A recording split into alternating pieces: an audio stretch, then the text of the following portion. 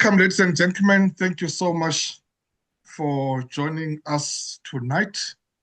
We are again meeting here as scholars, as great leaders to discuss. As we always do every Wednesdays, we're going to have a wonderful time. I'm sorry, man, I can see that there are people in the waiting room. I'm trying to admit them. I really don't know what is happening here because when I click, yeah, they're not coming. Okay, but they'll be joining us. Yes, so we are discussing tonight a very interesting topic, and I'm going to introduce the speaker shortly and also the topic as I'm trying to deal with this. Okay, now I think I can admit to them. Yeah. So as we are admitting our colleagues, those who are joining us now, my name is Mazwe Majola. I'm from the Worldwide Institute of Leadership, where we develop leaders, we empower leaders, we produce great and world-class leaders. We believe and we are convinced that leadership it's a journey, and we just have to constantly develop ourselves and empower ourselves, because as we always say, as soon as you stop developing yourself, you will be obsolete. You've got to develop yourself as a leader, otherwise you'll be left behind. May I welcome our members, our regulars, those men and women who are with us almost every Wednesday, so as much as they can. As you know, that we learn a lot from each other every week.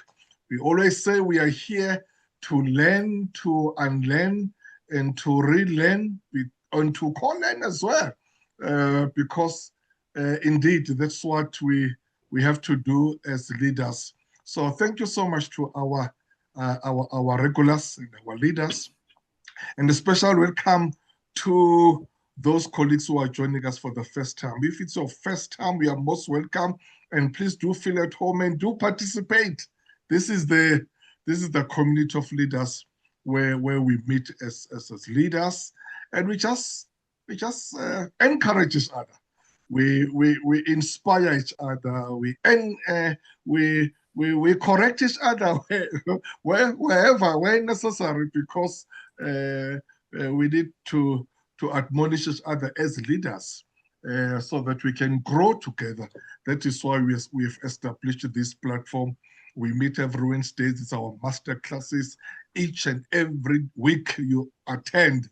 There's no way you will leave here the same. And these sessions are very contagious, because there's no way you will attend and never come back again, or never want to come back again, which we are so humbled about that, because of the quality of our speakers and the quality of our participants. We've got great leaders, academics from different universities. We've got politicians, we've got members of the media, we've got executives from public sector, from private sector, community leaders, religious leaders, professionals from all walks of life. As long as you're a leader, you belong here, and this is a safe space. And please feel free. Don't be diffident. Don't hold back. If there anything you want to say, please do say. The format is that we introduce the speaker, and then she or he, tonight is a she, empowers us. And then after that, once she has delivered a presentation, we then engage with her and engage with each other as leaders, as I said, as we learn together. Tonight, I've got my dear sister from Pinetown, my hometown. Pinetown is just next door from my mother's house. So I'm so glad that she's back here. and she's not the stranger in this platform. She has addressed us before, and always when she's with us, we always learn a lot, and that is why we have thought, let us invite her once again. My sister is Dr. Thuli Tabudi. Thuli Tabudi, as I said, that she's an author. She has written a very interesting book. I've read it, I've enjoyed it, and I encourage you to buy as well. I'll ask Dr. Tabudi to say a little bit about her book, whether before or after or during her her presentation. She is one of our contributors in this book. I think you've seen everyone is just talking about this book, whether in LinkedIn or in Facebook or almost all the social medias. It seems as if you don't have the copy of this book, it's like, hey, you are not yeah, I nearly said you are not professional enough, but no, let me withhold this because I respect it, be that you have not gotten hold of it. And obviously, we will let you know where you can find it. But it's a seminal book, it's a great book. You'll see chapter 4, where Dr. Tabudi has written a chapter, great chapter. That is what we'll be addressing us about tonight. She'll be taking us through about that chapter. The chapter is the power of female leaders trusting nature to act as a compass. And that's what she wrote about in that chapter, and that she'll be talking to us about that. She's at the moment the group executive or the executive at SPA Group, responsible for social, economic, and transformation, and she's a former group HR executive for the group, for the SPA group. I like that, Dr. Tabudi, because it seems like we have covered that space, and now said, no, I want to move and get new and new challenges. I want to do something else while we are still there. I really respect colleagues who are doing that in different companies. But we are so glad that you are with us, my sister. Thank you so much. We were with you at the launch. Professor Zida was talking about the launch as we were starting here. Dr. Tabudi was one of the speakers, so she was there as well. Let me not waste any time because obviously, as you know, this Zoom thing, we're always limited with time. So I really like to give more time to our speaker tonight. So our speaker is going to give us a presentation. Then once she has done, and then we can engage and ask your questions. Over to you, my sister, and thank you so much once again for availing yourself. We really appreciated it. Over to you. Thank you. Good evening, and apologies for that glitch.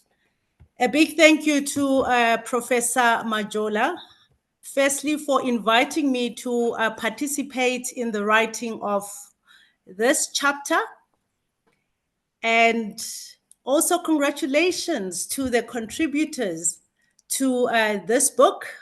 Lots and lots of ladies that wrote about different subjects that were related to female leaders. We also had a couple of gentlemen that also contributed, and some of them are here. So a big thank you and congratulations to all of you.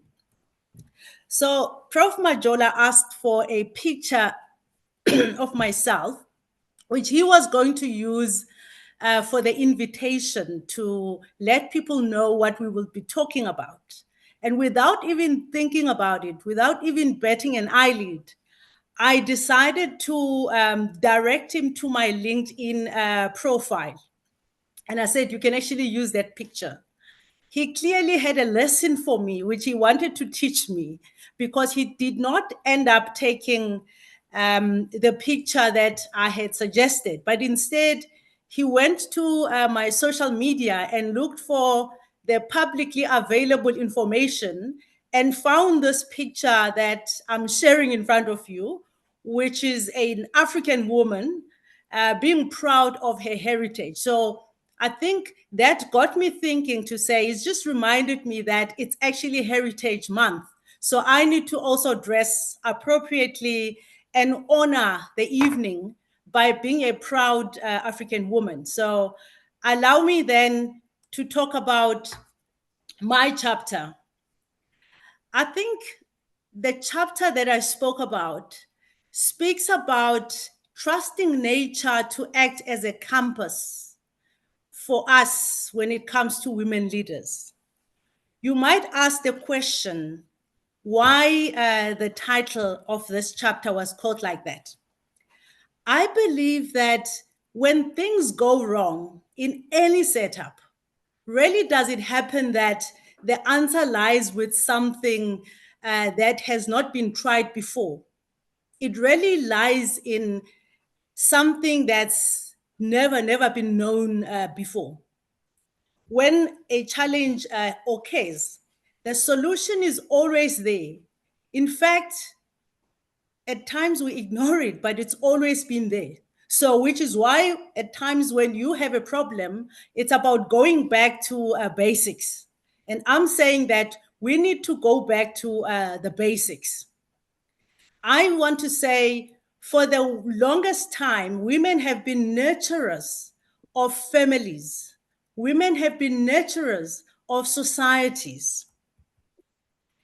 And I want to also remind all of us that women are the beginnings of life. And interestingly, Africa is actually the beginning of life. It's a cradle of humankind. So thank you so much, Prof. Majola, that you were also able to invite our sisters from the rest of the African continent, because this book is not just for South Africa. It's actually about the women of Africa. This is a gift from Africa to the whole world in terms of women leadership. So something is wrong, though, in our society. There is very little transformation in the boardrooms, in the political space, in the institutes of higher learning, and other diverse workplaces. And I ask the question, where are we going wrong? And maybe there also has been transformation. We can see it, but is it enough? Are we there yet? So I'm asking us to let nature act as a compass on this subject. And I will demonstrate what has always been the factory settings for women and where their power lies. Because if we leave the status quo the way it is, we're not going to move forward. So I am saying we need to go back to basics. We need to first understand what nature already knew about women. And once we understand that, we need to actually adopt that approach. So what nature already knew about women is as follows. The carrying of children to term has actually enabled women with an innate gift of nurturing babies. It is an inborn trait that actually happens naturally. We see it even in the animal kingdom. You see how whether it's a lion, whether it's an elephant, they give birth to their young one, and within seconds, that young one is up on their feet and is actually ready to walk, and mom knows exactly what needs to be done. So women have that ability in them. It's a gift that was given to them. Women have got muscle memory on how to care for babies. Let me remind you, you could actually find a grandmother whose last child is 40 years of age. In other words, this woman last raised a baby or held a baby that was her own 40 years ago. But if you gave the same grandmother a newborn baby, they know what to do. And that is because they've built a muscle memory. In the same way, like a runner will say, I haven't been training for months, but I'm going to be running that race. And I'm going to be running that race on muscle memory. Women have built that muscle memory. For women, caring for babies and kids and raising families and giving the leadership has become that. It's become like driving a car. When you've mastered how to drive a car, you might not drive it for 4 years or 5 years. But when someone puts you in a car, you know exactly where to go. You know where the clutch is. You know where the brake is. In fact, at times you don't even know how to identify it by looking at it, but your feet know exactly which control to land on and what each control does. And that is the muscle memory that women have actually built on caring and nurturing for nurturing families. Women's maternal instincts kick in for a new mother, and even with animals, they know what to do.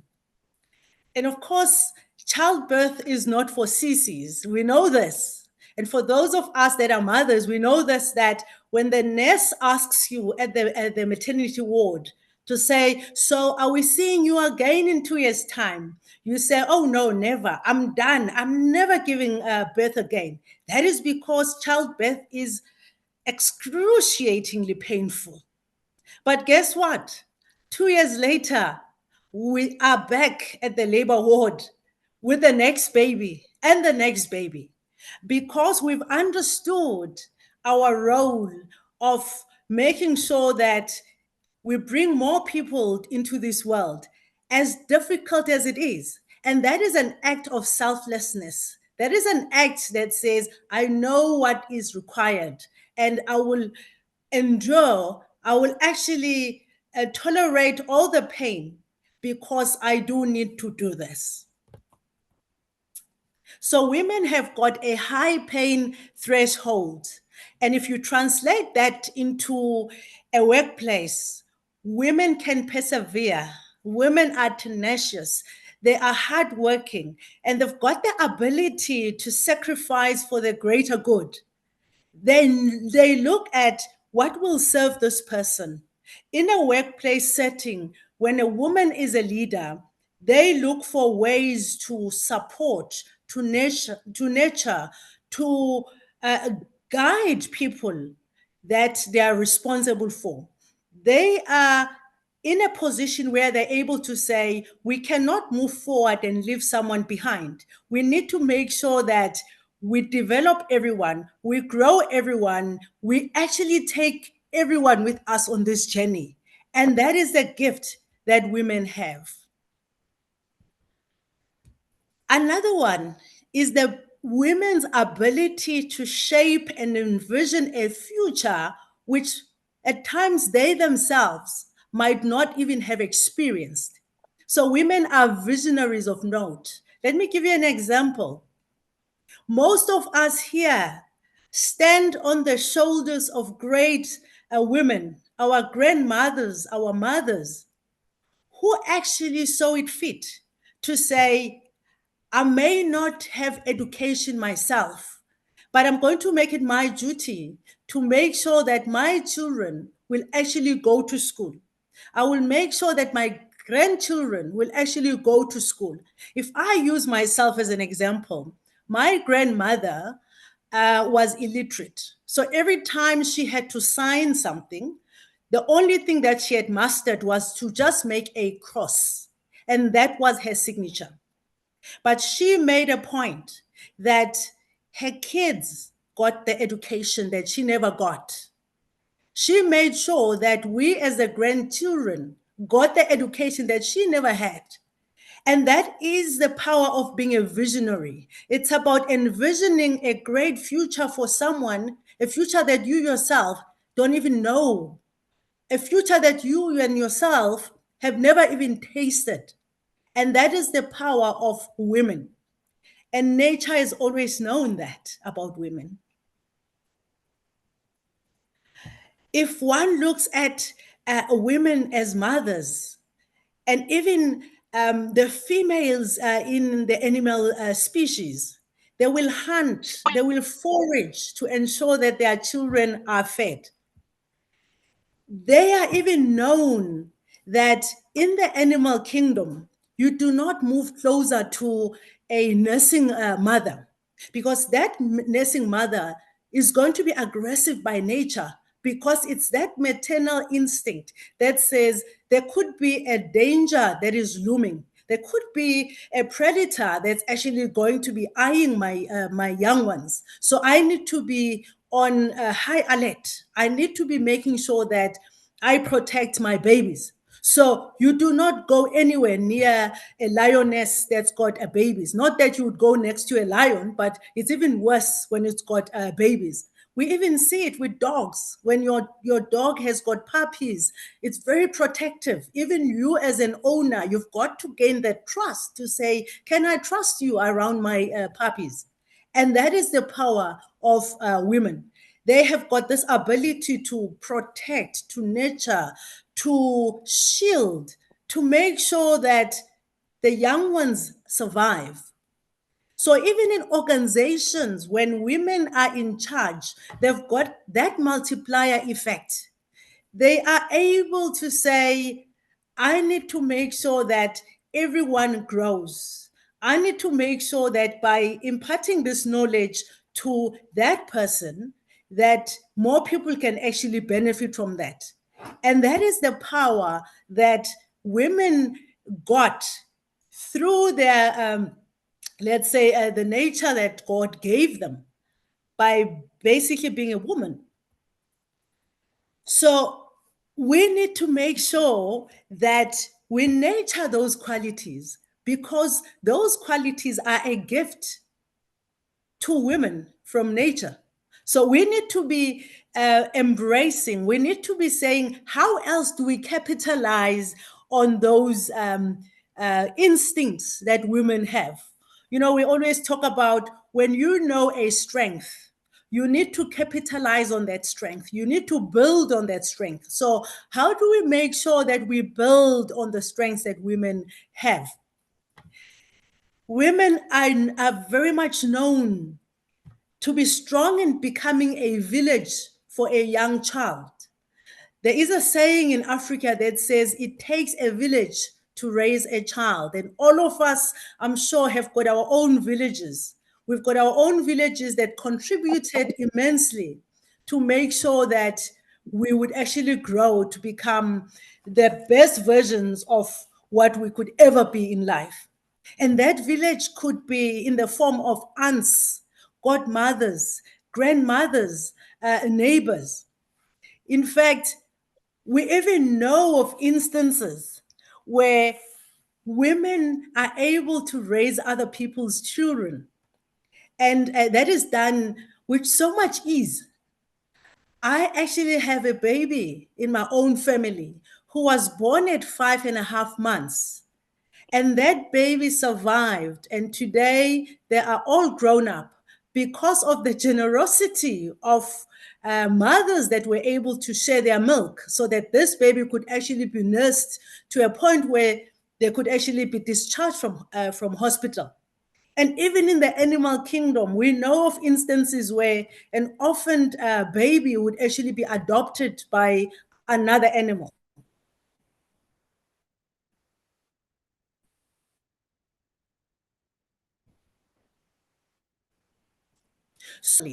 Including for caring for people at work. And that collective approach in women has actually been demonstrated in Africa, and I'm sure in other countries as well.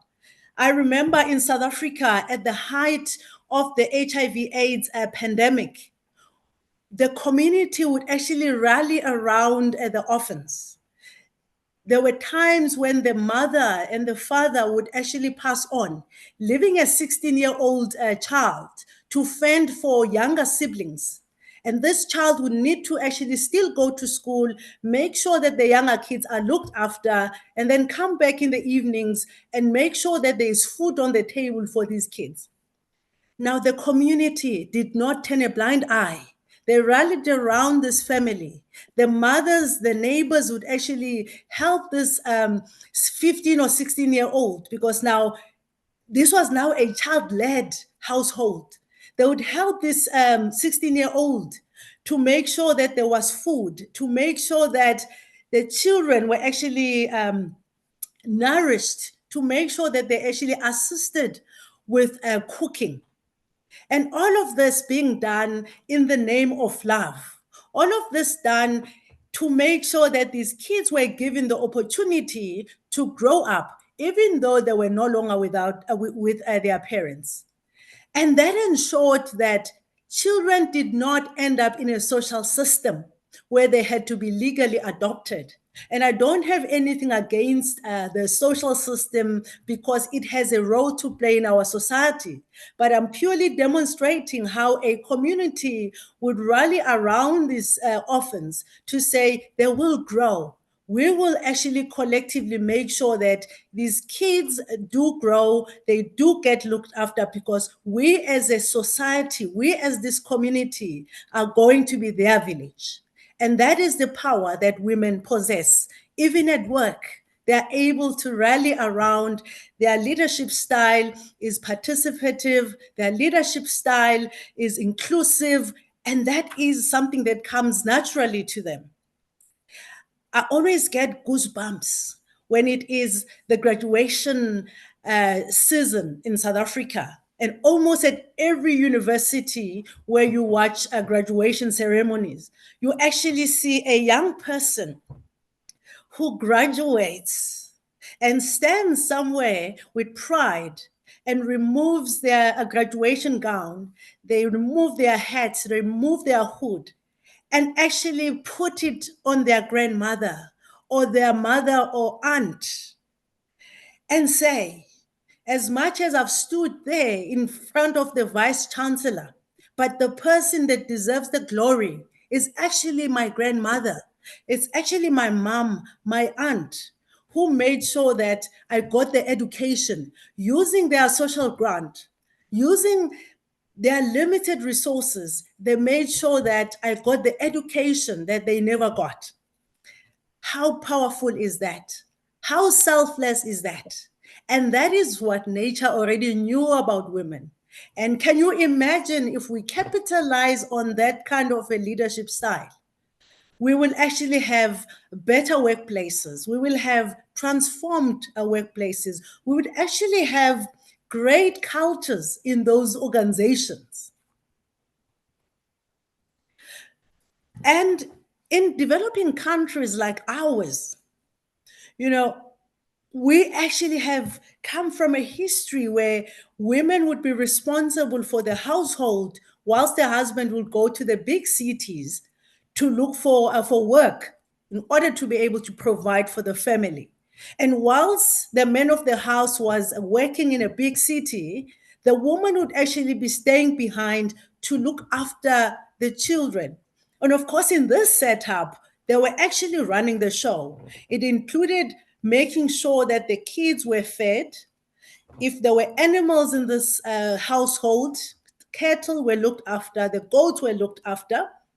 If there were fields to be planted, the fields had to be planted timeously. Everything had to be done, and everything had to run like a well-oiled machine. And all of this was happening whilst the husband was away. So when the husband came back to visit, he actually came to a functioning household where children were well fed, where the animals were thriving, where the fields were actually lush and green and could actually be used to feed the family. Now, that is the power of women. So I want to remind us of the examples of some of the strengths of the females. And I am saying this is a call to action for all of them. I've written some examples. I need all of us to actually add to these strengths. I'm saying female leaders are known to have empathy and have patience. Again, these are traits that have been learned over the years. when they've been raising families and so on. They are big on relationship building. And that is a strength because in raising families, they've had to have relationships with neighbors, with everyone. And resilience is another trait that is actually well developed in women leaders. Very selfless, always looking for what will serve this employee, what will serve this team, what will serve the organization in everything that they are doing. Tenacity, they will stay the course until the results are achieved. They don't easily give up because that is the strength that women bring. They've got the ability to accept diverse perspectives because raising children has taught them that you might have 2 children or even 3 or 4.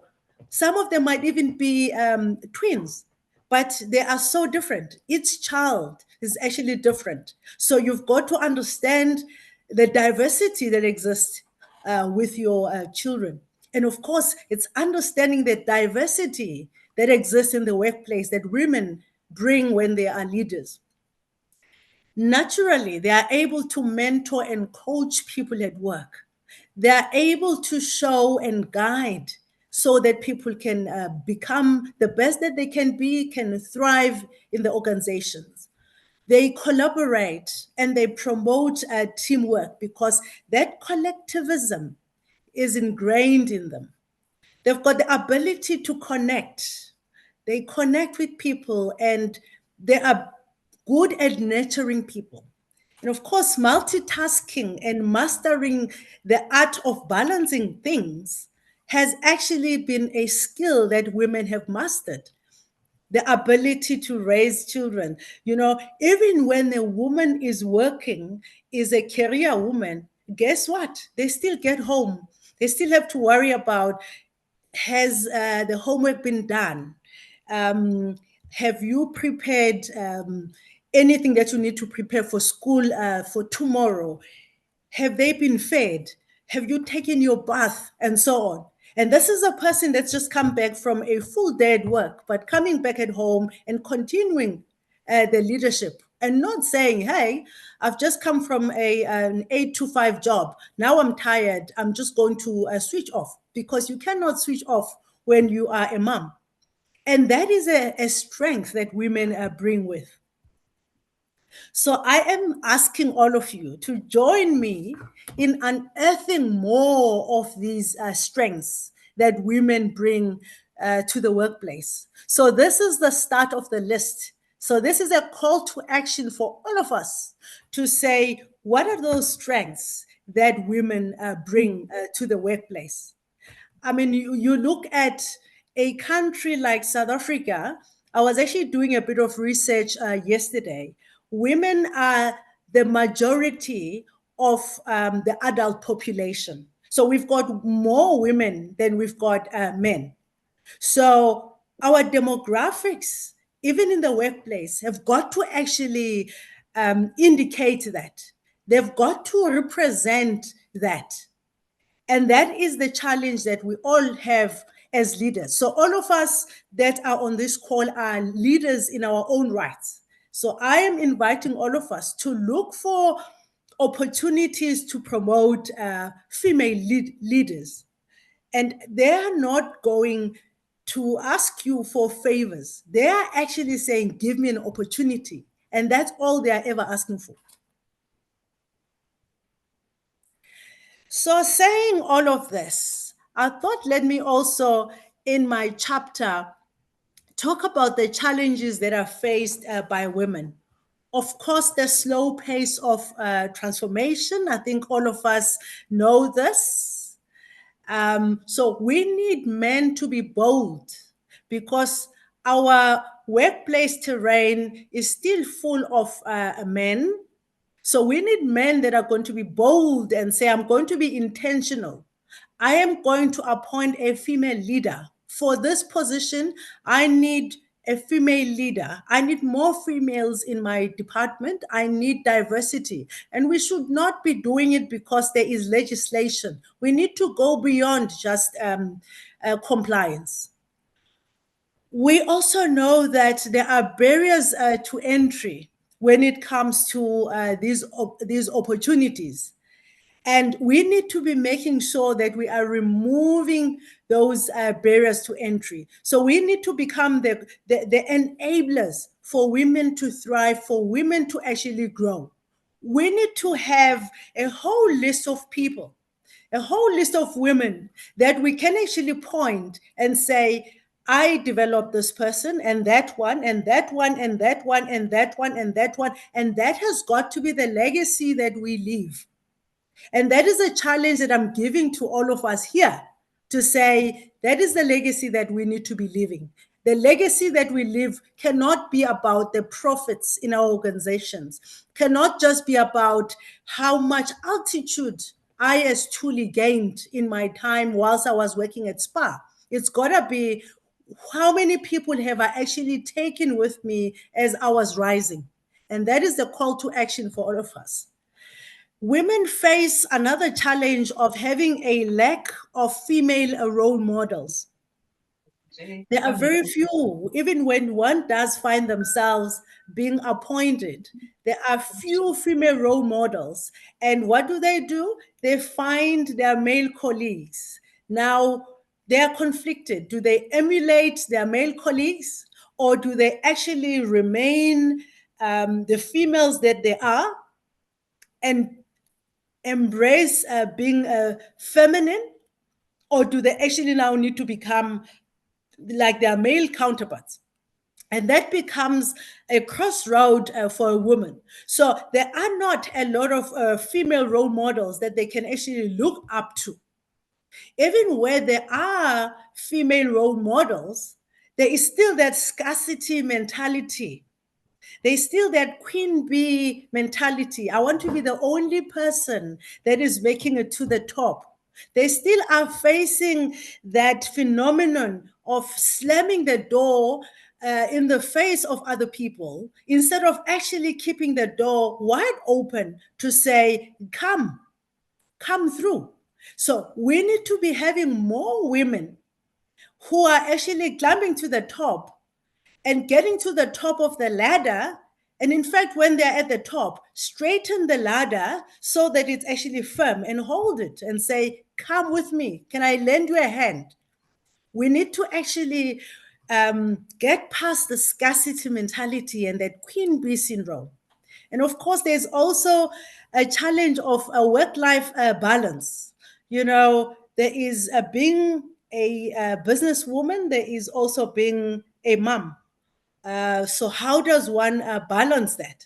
How does one balance that when in fact at times you go on maternity leave and because of maternity leave, you actually miss on promotion. You actually, when you are pregnant at times, you report that I'm pregnant. That's actually seen as your lack of loyalty.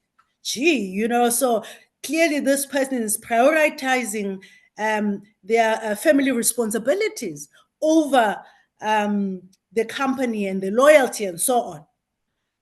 I am aware of women that actually say, they even to this day lament the fact that I could never have children because there was just never a right time. And by the time I realized that I was in my 40s. So workplaces need to actually transform. That work-life balance needs to be created so that we actually embrace a woman going on maternity leave. We actually encourage and we make sure that life is actually easy rather than that being held against them and preventing their ability to progress. So what can be done? So I'm saying we need to make sure that coaching and mentoring become entrenched in organizations. We need to unlearn what we've learned incorrectly, so that when someone is being coached, it means that there's something wrong with them. Coaching is corrective. Coaching is not corrective. Coaching is actually a positive leadership step. Let's take it back to sports. What does a coach do? One, a coach is someone who's knowledgeable of the sport in question. So either that coach has actually at some point been a player themselves, so they know the rules of the game. The coach is a person that runs side by side with each of the players, that runs side by side with the team. A coach is a person that is able to say, come, show me, give me the ball, let me show you. This is what I'm expecting from you. This is how we do it. That is coaching. So there isn't a team that doesn't have a coach. So I want us to unlearn this notion that coaching is corrective. Coaching is about something is wrong, let's fix it. Coaching is not about fixing, it's actually a leadership strategy. Mentoring, again, is a positive process that we should be embracing to make sure that people are being given the opportunity to thrive in organizations. So women development has got to be at the top of the ExCo or the board agenda. It needs to be something that is not left to happen by chance. It needs to be something that we actually plan for. We need to continue making sure that we create supportive and enabling environments. The support structures have got to be there in whatever form. You know, some organizations will have daycare centers for the children of staff, will have support measures that assist people to say, you can actually bring your child to work. I mean, we've got in our organization, we even have a room where nursing mothers can actually express their milk. There's a designated fridge, and they can actually keep the fridge so that when they get home, they can actually feed their babies. And that is actually very important. So we need to be making sure that we deal with the systemic barriers that exist in organizations. So we need to all go back to our organizations, whether it's the public sector, it's the private sector, anywhere where the employment relationship exists. We need to be identifying any systemic barriers that exist in every environment and remove them or minimize them. Again, it's a call to action to say, what else should we be doing to make sure that we are developing our women? Remember, these are people that have actually shown us that they are leaders. Nature has actually shown us that women were born to be the leaders in the human species. That we've chosen to actually exclude them is actually on us. Nature has actually shown us what women are capable of. So I'm reminding us to say, let's go back to basics and use what nature has always taught us and use that as a compass to say, let that guide us. Let that guide us to find the true north. Because when we've got women in society leading, when we've got women as leaders, we can only get better as the society. So my plea to all of us, we will always need our male colleagues. We need them to partner with us. The female colleagues that are here, we need you. We need us to unlearn that Queen Bee syndrome. We need to be the people that are enablers. We need to be our sisters' keepers. We cannot hide behind, I'm busy. I'm a busy executive. I don't have time to mentor. You make time. If it's important enough, you make time. We need to make sure that we are selfless enough to say, I need to develop people. We need to make sure that we actually smooth things over. If I battled during my times, I cannot be expecting everyone to be going through the same challenges. My job is to say, how do I smooth things over? How do I actually change that which I did not enjoy when I was still at this level? We need to be making sure that we are driving that change. Women are thirsty for opportunities and they are capable. And nature has always known this, because why else would women have been trusted to be responsible for bringing children into the world, for nurturing them, for raising them, for caring for them if they were not capable of being leaders. Even animals, they lead. They make sure that their young ones are looked after. You just have to watch any of those nature programs on TV. And I mean, it's fascinating, whether it's a giraffe, whether it's a zebra, whether it's an elephant, the love they show for their young ones. You can actually see that it's ingrained in them. You can see that it's something that comes naturally. So women were born to lead. So I want to remind us to say it's Heritage Month. Wathinta abafazi, wathinta imbokodo. So happy Heritage Month to all of you. And I'm reminding the women on this call to say we need to walk tall. We need to be proud of what we are. In fact, when someone says, but you are so soft in your approach, then that's fine. Maybe that is your approach, that you're going to use the soft approach in addressing the issue. It doesn't mean that you're not going to get the outcome that you want. So it's okay to be gentle, because in that gentleness, you can achieve so much more. So I'm calling all of us to say, let's make sure that we develop women. Let's realize that women have always been leaders. They've always been leaders in different ways, in different settings, and it's proven, and their track record speaks for them.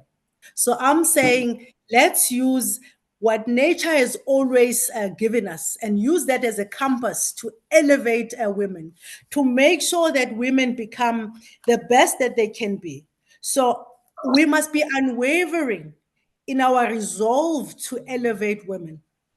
We need to be making sure that the future generations can actually thank us, because if we get things right, it's like planting a tree. You plant it today, knowing very well that maybe it might only start fruiting in 6, 7, 10 years' time. So it's that realization that there's so much that you will be doing to nourish this tree, to make sure that it actually grows, and enough patience to say, it's going to take long, but ultimately we will actually get to the result that we want. So I'm saying we need to be planting that tree today so that in future we can reap the benefits, and also that the future generations can thank us, because that is sustainability. It's about thinking today about what my actions mean and what would the impact of that be going forward. Prof talked about my book. So I wrote a book when I went to Kilimanjaro to climb Kilimanjaro. So I came back and I wrote a book. It's called Inspirational Leadership, Leadership Lessons from Kilimanjaro. And I'm proud to say it's a bestseller with exclusive books. So thank you very much, Prof, colleagues. That was all from my side. Thank you very much, my sister. Thank you. Yeah, why don't you do that? In that there's, I think it's called React. If you can just get some button there where we can just flood the screen with some appreciation, and whatever you can put there, that will show some appreciation, that we are so grateful to my sister, the Dr. Thuli. Thank you so much, my sister. You see, I must say really that I become so emotional when I hear a speaker like you, a powerful speaker like you, talking about this, the level of women suppression, that we are really having this gold, and that we will be using, that actually our country, our community, our world wouldn't be like this if really we were using what God has given us. Because as you're putting it correctly, if God entrusted the responsibility of of carrying a child inside and making sure that the child is delivered. It's that all of us, we are from there. We are who we are now because of this great woman who did that. And the picture you painted, the strength of women doing that, and even the villages that the taking care of everything while men are at the big cities working. So thank you so much. As I'm saying that, I'm listening here, I'm so emotional because I'm asking myself, what should we do really? What's wrong with us as men that we, will be able to give this, that will appreciate what God has given us and just appreciate the women, what they can do. But thank you for reminding us. As I'm saying that, for now, maybe whatever was, I'll ask later. Ladies and gentlemen, we're at a time now we can engage with our good dog. We can engage with, you can do that by raising your hand, or you can do that via your chat room. We do encourage you to express yourself. We are all leaders here.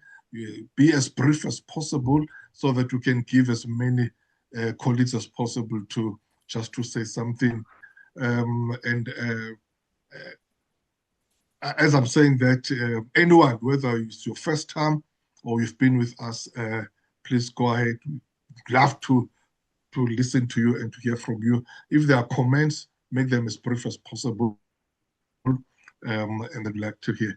I see some hands there. I will take my sister there, Bukeka, and then Bukeka will be followed by, I hope my colleague there will introduce himself or herself, because I always don't like when people are called ZTE, Z3345678. But I understand that we are using different gadgets for different reasons. But it will be lovely when the colleague there who's using that ZTE can introduce himself or herself. Over to you, Sis Bukak. Thank you very much, Prof, and good afternoon to everyone. Without wasting time, my name is Bukega. I would like to comment and say thank you very much, Dr. Thuli. Thank you so much. It was so impactful.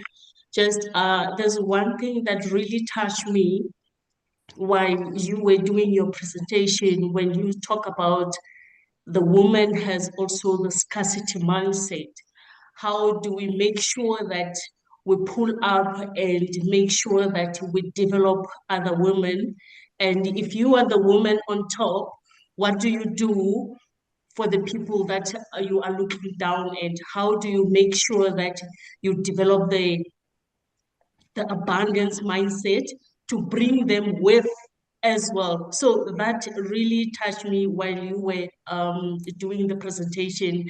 I would like us, like all leaders, if they can focus on how do we make sure that we develop other women, and also for the women to be able to change their mindset to get to this abundance and believing in themselves. We gotta make sure that we are there to hold their hand, to mentor them, to coach them, and all of that. Without wasting time, thank you so much for that opportunity. I really appreciate it, Prof. Thank you. Thank you so much, Bugega. I think what you've said is actually spot on, and it's very important. We need to learn the art of lifting others as we rise, because when you do that, you don't just only elevate yourself, you also elevate others, you elevate the economy, you elevate the community. And when the community thrives, it means that everyone has got an abundance. Remember, even in the rural settings, if we are all planting, my grandmother actually used to be a master of this. She would give you pumpkin seeds, she will give you maize seeds, she will give you everything when it's time to be, this is the planting season, so that you can also go and plant by your own garden. And that is the mindset that we need to have, because in so doing, she was making sure that there's an abundance. So whilst the Kumalos, that is my maiden surname, have got plenty of food, well, the Dlaminis also have plenty of food. And the Ndlovus have got plenty of food. And when we all have plenty of food, there is no stealing. So I won't have to go and steal. So when we elevate others, when we contribute to allowing people to become better and thrive, you talk to a lot of social ills that we are facing. Crime reduces, poverty reduces, and so on and so on. So thank you so much for that, Bukeka. Thank you very much, Dr. Thuli. ZTE, and also if you can remove your screen there. I don't know what is happening. We have seen something. Is it afternoon, Prof, and the colleagues? Oh, I didn't know it's my phone, but it's for Ramushava. I just heard from you. It's for Oh, Dr. Ramufa. Okay. Now in my screen, I see your, is it what, an elephant or something there? And now I can't. Yeah, but I pressed the wrong thing, but let me be quick. Today Okay, I thanks, read. Can you remove your Dr. Sifuko? Wait, Dr. Sifuko. Can you remove that first so that we can, because now it has disrupted the whole screen. Is played. I wish I know. Are you able to do that? I don't even know how to remove it. I don't know what I pressed here. Okay, go ahead, my brother. Go ahead. I'll make a plan after that. No, I said I've read the story about the teacher who's overqualified for the position through experience and what, but she was overlooked for a man, and she took that Department of Education to court, and she was awarded 50,000 because it was unfair treatment. But what I'm trying to say, the world is still the same. Women find it hard sometimes, even if everything is on their side experience. It was just a sad story to read today. Thank you so much. I also read that story, and yeah, I must say it was heartbreaking. But I think we as women must also not give up. We must also build that muscle of always asking the question, of always applying. Even if you ask the same question and you end up sounding like a stuck record, you actually need to do that. But again, those that are already in positions of power need to become the enablers. All of us on this call, we need to be enablers. Even when we're having our EXCO discussions, we need to say, we're bringing in a group of trainees. What is the ratio going to be of men and women? Because we are actually underrepresented when it comes to women. So we need to actually be bold about it and be intentional about it and not leave it to chance. So if we are an organization, we need to be okay in saying, our trainee intake, we will have 70% females and 30% males. We need to be intentional about our decisions in order to see the changes that we need to see. Thank you very much. My brother there, Dr. Sifuko, actually is one of the contributors. He's got a great chapter here. I can't remember which chapter, but he has written a wonderful chapter there. So thank you so much, my brother, for that comment. Now, I don't know if I can able to see now, sorry, so that we can take other colleagues. Any other thoughts? Oh, I see a hand there from Dr. Mangisa. Any others? I want to take 2 or 3 before Dr. Thuli answers because of time. I want to manage in that way. If there's no one, I'll give Dr. Khuma and then Dr. Thuli will take over. But if there are others who want to say, I see Dr. Khumi, I see Ntombi. Dr. Khumi will be followed by Ntombi. And then, Sis Thuli, can I just ask you to respond to all of them. In other words, I'll let you know when to respond. We'll take Okay. Dr. Thumi, and then be followed by Ntombi. That would go to you to respond. Over to you, my brother, Dr. Thumi.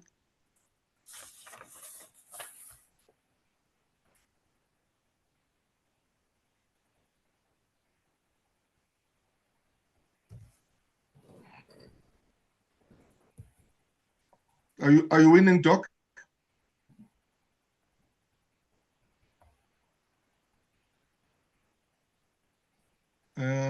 It seems like he's challenged because some challenges there. We'll come back to Dr. Thumi. Let's take Ntombi. Ntombi, are you here? Good evening to everyone, and thank you so much, Dr. Thuli. The most important for me was the call to action that you spoke about, because I think what separates us from the beautiful description of women that you gave in the beginning is really what can happen in the home and the transgressions, whether it is domestic violence, gender-based violence, the inequalities that affect mental health. So when trauma happens, people become injured emotionally. These are the scars that we do not see. And these are the same scars that leaders take into the work environment, that people take into, their productivity or unproductivity. And I think we also need to, prepare men and bring them along in the journey to accept the empowerment of women that we are striving for, because it also starts within the home in terms of how we treat young girls and young boys, that we also need to raise young men to accept the empowerment of women. Otherwise, we will constantly have the challenges that you spoke of. Thank you so much. Thank you very much. Very profound, Ntombi, indeed. And I agree with you. I think it's the realization that we need to have at work that the people that work for us are people that are, let's say, real. We're not dealing with porcelain dolls. We're dealing with people with real problems, with real challenges. We're dealing with people that have to overcome so many things. So that notion that when people come in the morning, switch off your problems, and then let's get into the work mode. Don't bring your problems here at work. Doesn't work. So as leaders, we need to learn to activate that empathy button, because when you've got empathy and you've got good relationships with your people that are reporting to you, those are the people that will move mountains for you. Those are the people that will actually walk over hot coals for you as a leader, because you are making sure that they get all the support. So we need to understand that we're not dealing with perfect people. People come to work with problems. We need to find ways of giving them a supportive environment. And I definitely agree with you, because that's exactly how you win the minds and hearts of people, when you're showing understanding. And we need to also be educating our children. We hear a lot, even in the media, about bullying that happens in the schools. As parents, we need to be educating our children about bullying. What does it mean? We need to make them see what bullying does. So it has got to start with us at home, and we need to continue in the workplace, because people are presenting themselves at work with all sorts of challenges. Some of them, like you're saying, are dealing with trauma that comes from their homes. But nevertheless, there isn't a place where you pack your problems when you get to the gate and then only take them afterwards. You're dealing with human beings, and they are affected by their environment, whether we like it or not. So thank you so much for that. Thank you very much, Assistant Tom. I see Dr. Mangisa, it seems like you are back. Sorry, my brother could see that the network was troubling you. We'll take Dr. Mangisa, and then I see another hand there from Sis Busisiwe. In that order, then we'll go back to the speaker. Over to you, sir. Yes, no, thank you. Thank you, Prof, and thank you to all our good doctor for rendering this powerful masterclass. It's for the first time to come across, such an advocate, for women.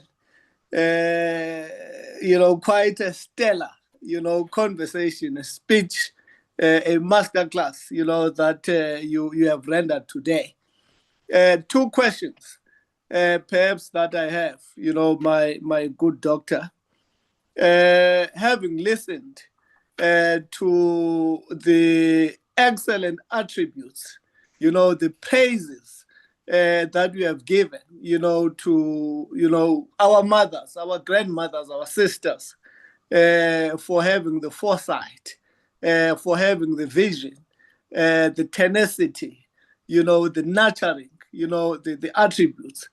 But I want to juxtapose that, with,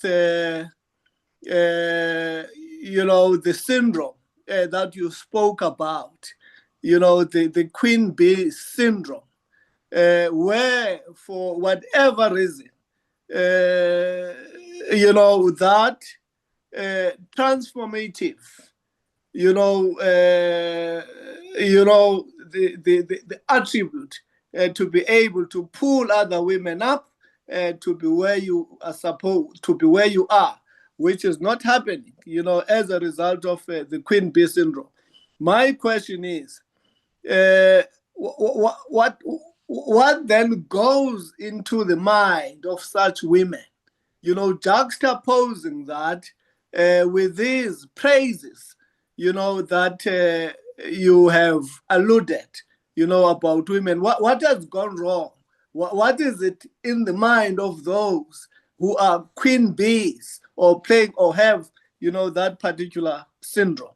And secondly, also, juxtaposing these excellent attributes that we have spoken about. Why don't we have a women president, in the country? If these are the good, the resilience, that we have spoken about, the vision, the foresight, that we have spoken about, about women. Why till this far? Why the very same women would advocate and vote, and campaign, for a male president? Thank you so much, Doc.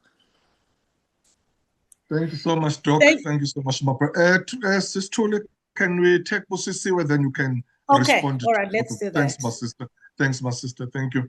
Sis Busisiwe, over to you. Thank you, and good evening to Prof. Majola, Dr. Tabudi, and all the other members, and thank you for inviting me. It's also my first time to be part of this, and I would like to thank Dr. Tabudi for such an impactful talk, and I have goosebumps, but I'll be fine.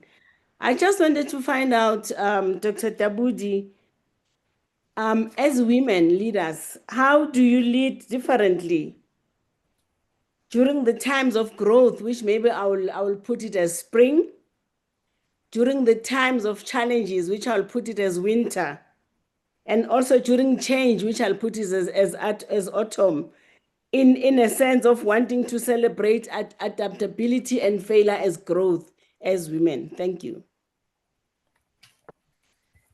Thank you very much, Busi. So let me start with the first question from Dr. Mangisa. I'm hoping that I'll be able to add some insights there.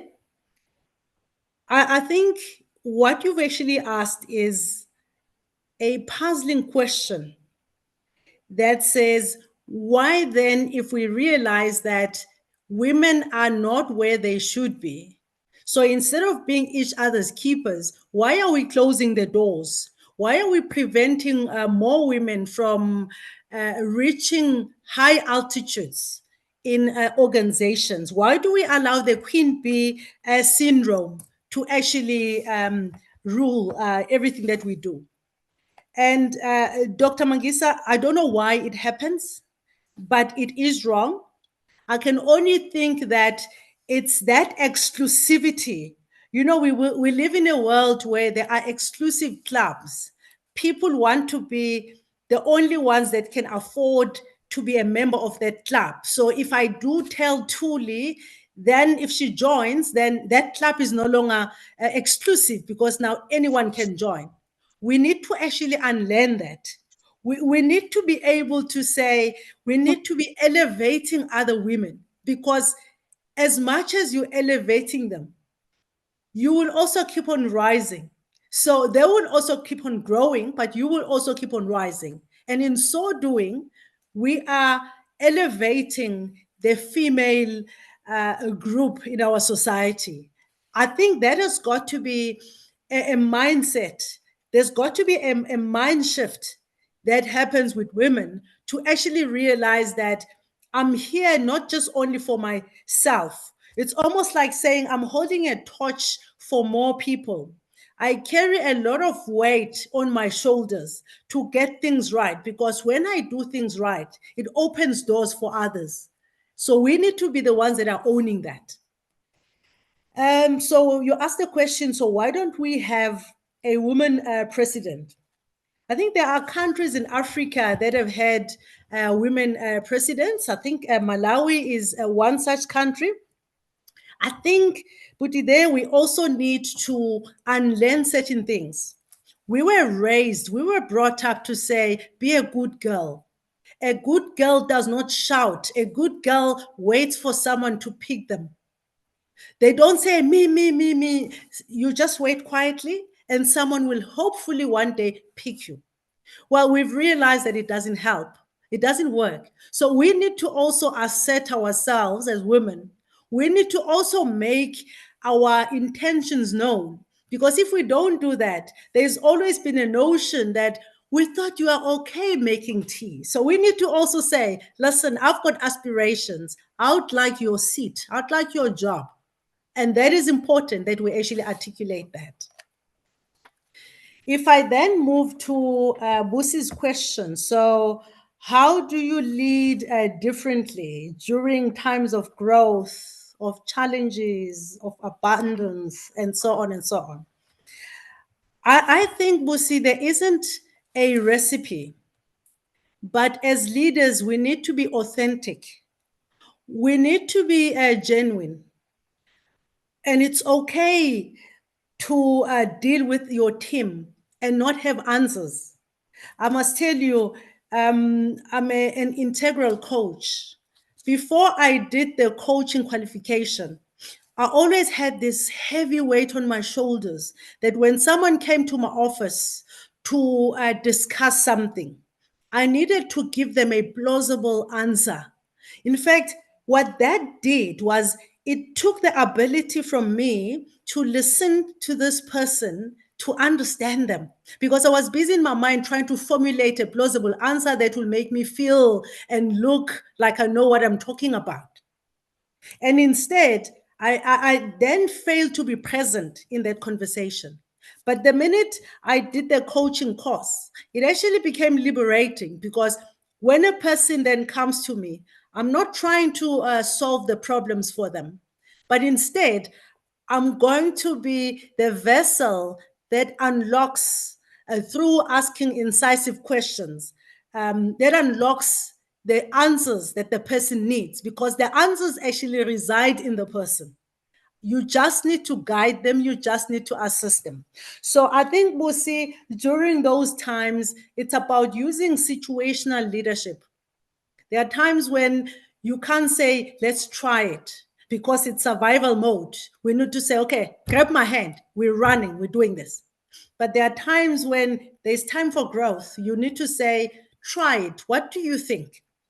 And at times as a leader, you need to know that it's okay for a person to try something and fail, even though you knew it was going to fail anyway. But it's their lesson to learn. It's not yours. In the same way, like a baby, as much as you can say to a baby, listen, you do not touch anything hot. Do you hear me? They just look at you. They will touch something hot, and that's how they learn their lesson. And again, next time when you say Shisa, then they will no longer touch that because they've learned that lesson. So situational leadership for me, Busi, is important. You read the room, you read the person, and then you apply the right leadership style to the situation, to the person.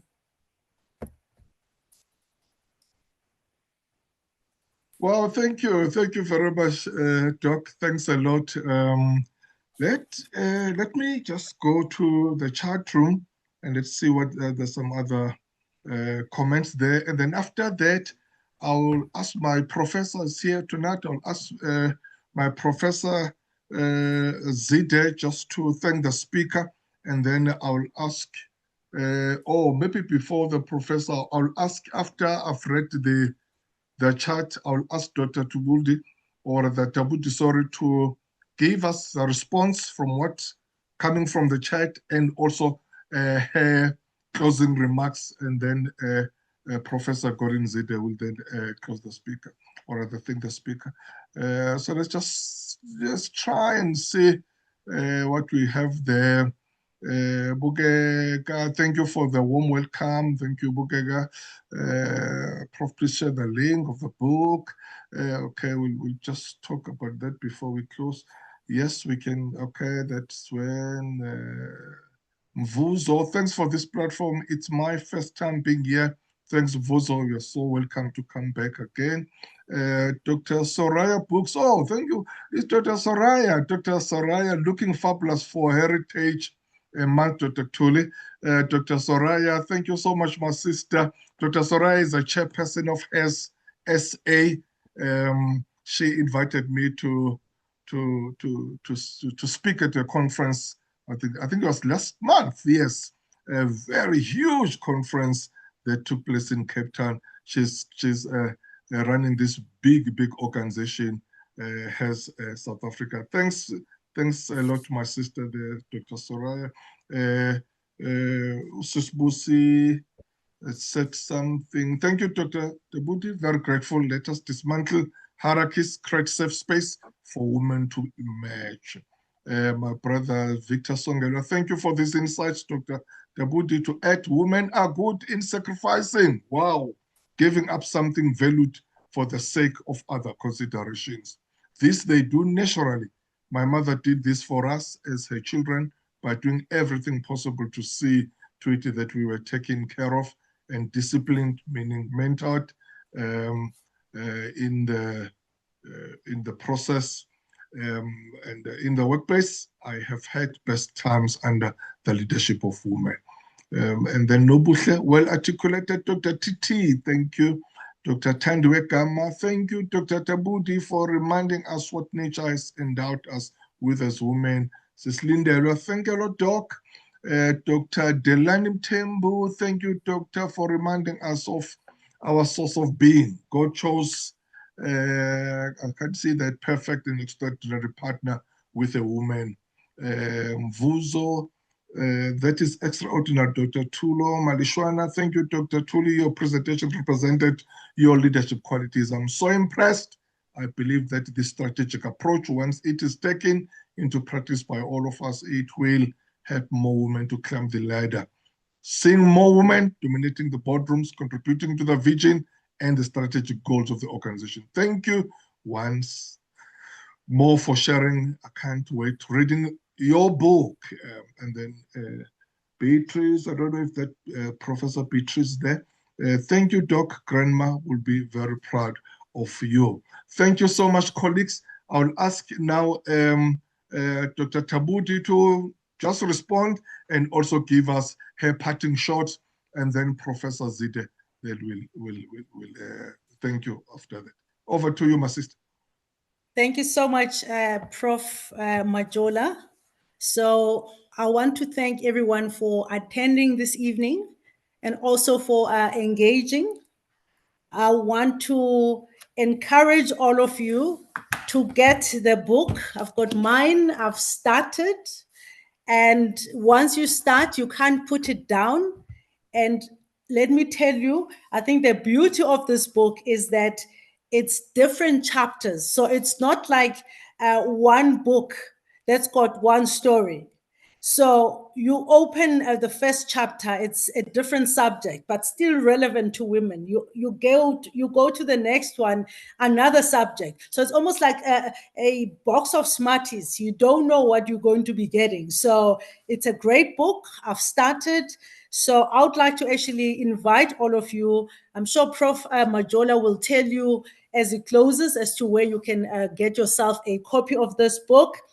It's gold that I believe has been produced by the ladies.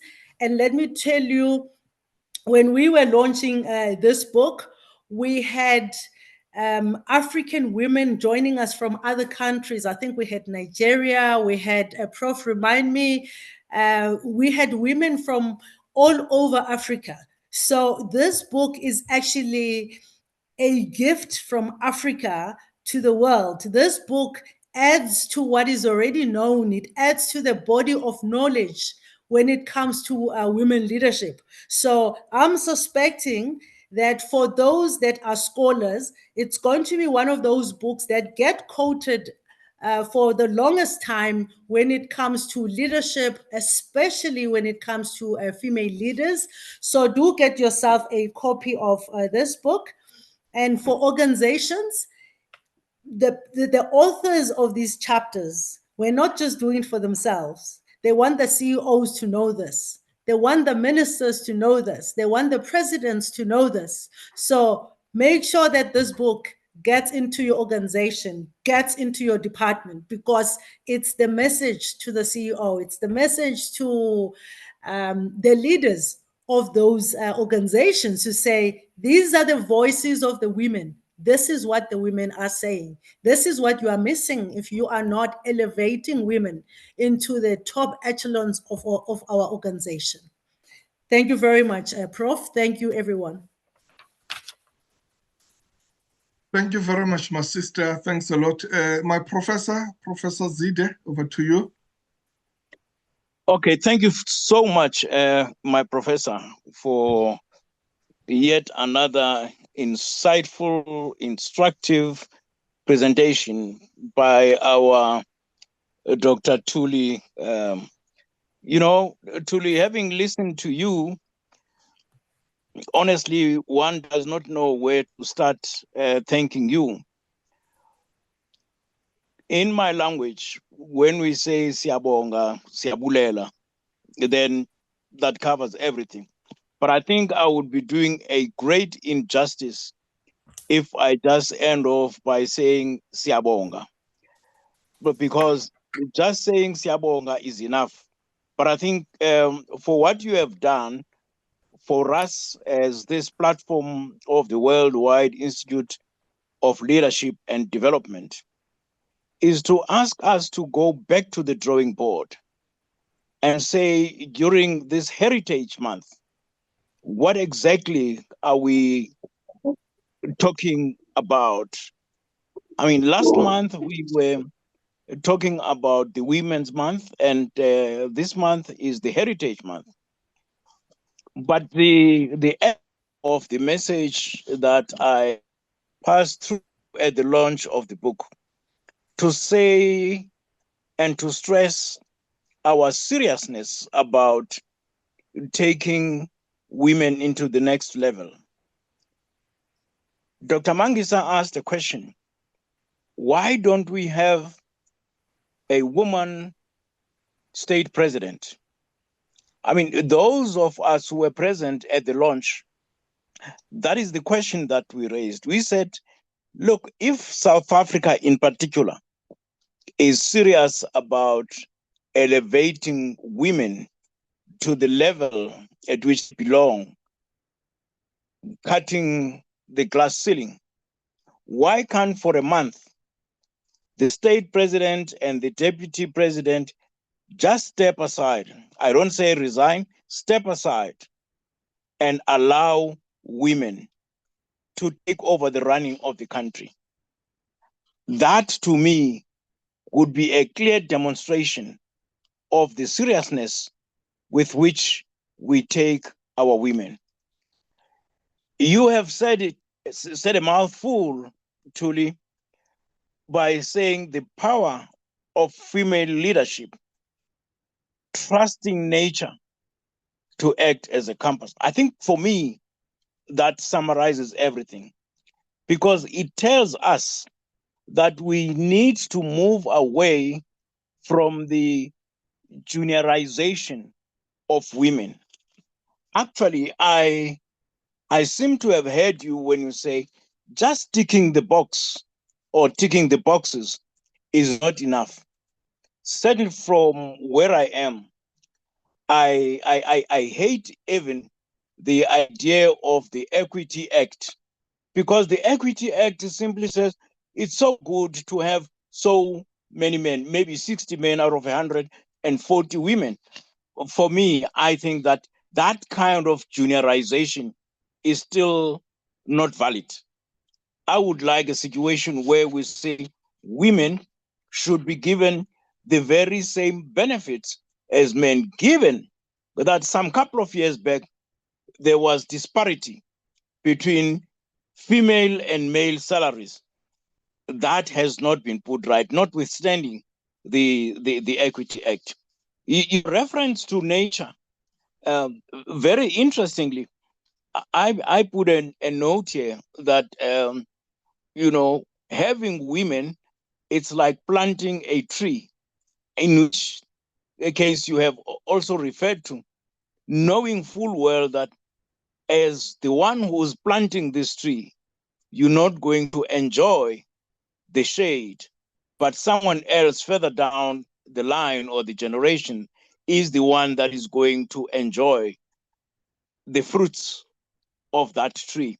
That's what women are. And of course, I laughed when you spoke about going to the labor ward and one would say, no. This is the last one.